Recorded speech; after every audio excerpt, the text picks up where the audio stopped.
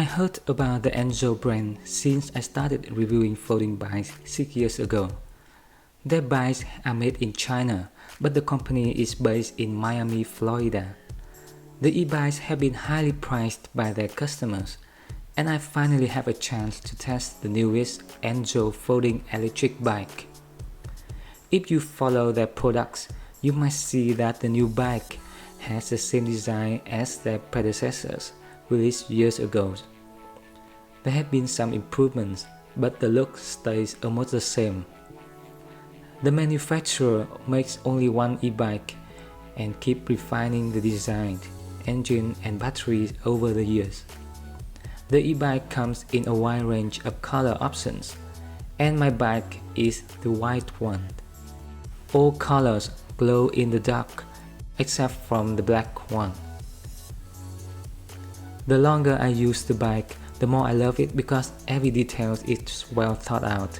I could imagine how each design element is carefully considered to make a complete bike like this. I love the metal bar placed below the bottom bracket. It is very useful when you fold the bike because it stabilizes it and avoids damage to the front chainring. Besides, you don't have to spend money on any other accessory because almost all essential ones are included. We have the fenders, a rear rack, a headlight, a tail light, a kickstand, an integrated pump hidden inside the seat posts, a flick bell, a carrying bag, and even a smartphone mount. You can press the power button to turn on or off the headlight. To change other settings, you need to hold the set button. The display shows some important information like power output, speed, assist level, battery voltage, battery level, odometer, chip meter and timer. In terms of folding mechanism, the ENZO can be folded in half like most folding bikes on the market. Basically, there are just 3 steps, which are folding down the handle post, folding the frame in half, and finally lowering the seat post. The fold size is fairly compact, and I can easily fit 2 ENZO bikes into my car trunks.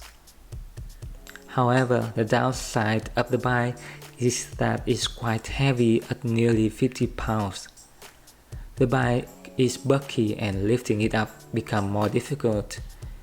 Before each ride, I often have to carry the bike down some narrow steps and then lift it up to my car trunk. This could be a big hurdle, especially for female riders. Another shortcoming of the ENZO is that it uses the basic cadence sensing pedal assist. That means the motor is on as soon as you start pedaling. It works more like a switch, so sometimes you will get a boost when you don't need it. For instance, when I make a turn and try to pedal slowly, the motor still kicks in and increases the speed, which is not necessary at all. Therefore, I often have to set the pedal assist level to 1 or 0 in these situations. Obviously, we need to adjust the assist level more often with this cadence sensor. If you hit the jerky and unnatural rise, you need to find high-end e-bikes with torque sensors. In case you don't mind changing the assist level manually, the ENZO is a decent bike and I particularly enjoy the rise. The disc brakes are very responsive, and as soon as I press the brakes, the motors will stop immediately. The motors also won't turn on when you go downhill and don't hit pedals. The top speed is capped at 20 miles per hour, but I can feel that the motor is much more powerful than that.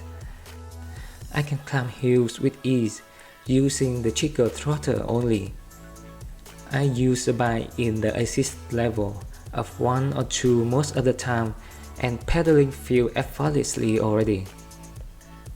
I also love the wheel derailleur and trigger shifter because shifting gears is very smooth and satisfying. The ENZO is in the same price range as the Oyama CHE HD, but the design and build quality are way better. As compared to high-end e-bikes like Turn Vectron or Brompton Electric, the ENZO's components are cheaper, but they have very good quality during my test. Considering the fact that the ENZO costs just half of the price, I'd absolutely pick this bike over the expensive options. Battery and motor are the biggest concerns when purchasing e-bikes. Most people are worried that they won't be able to get replacements when something goes wrong with those parts. Fortunately, the ENZO has 2-year warranty for the electric motor and battery. Besides, the company has been around for a long time, and I don't think you will have any problem getting a replacement. The battery is removable, so you can take it out and recharge the battery anywhere. You will need to take the whole bike to a power outlet to recharge it. To remove the battery, you need to use the battery key on the bottom of the frame to open the side pin, and then you can open the handle and pull the battery out. The battery range is 20 to 50 miles on a single charge, depending on your pedal assist level. If you only use the throttle during your race, the range is absolutely shorter. I also check quality of the battery by leaving it unused for a few months. When I turned on the bike months later, the battery cell discharged very little and it still has 5 bars. Many cheap batteries would drain out completely in this case. Now to conclude, let's check out all pros and cons of the ENZO e-bike. Pros: reasonable price, sleek design with hidden battery and glow-in-the-dark painting, high quality battery, powerful motor, all accessories are included. Cons: cumbersome, difficult to carry around, basic cadence sensing pedal assist.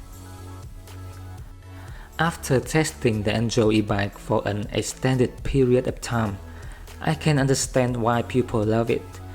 This is a combination of build quality, craftsmanship, design, speed, and power at a very affordable price. The folding e-bike is perfect for people with limited space or who want to transport the bike easily without a car rack. We at BikeFolded highly recommend the ENZO